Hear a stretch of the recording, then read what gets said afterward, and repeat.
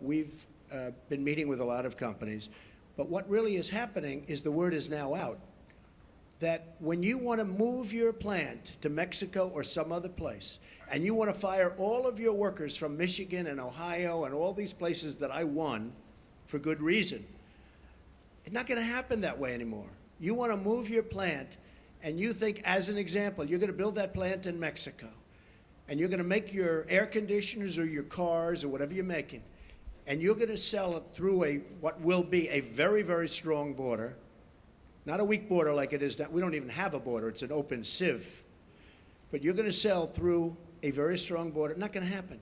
You're going to pay a very large border tax.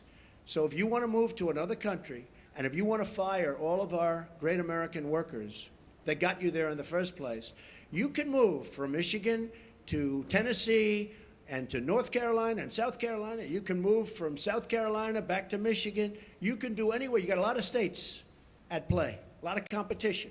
So it's not like, oh, gee, I'm taking the competition. We got a lot of places you can move.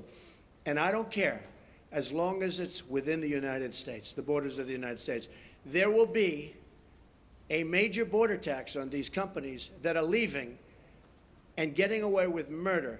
And if our politicians had what it takes, they would have done this years ago, and you'd have millions more workers right now in the United States that are 96 million really wanting a job and they can't get. You know that story, the real number. That's the real number.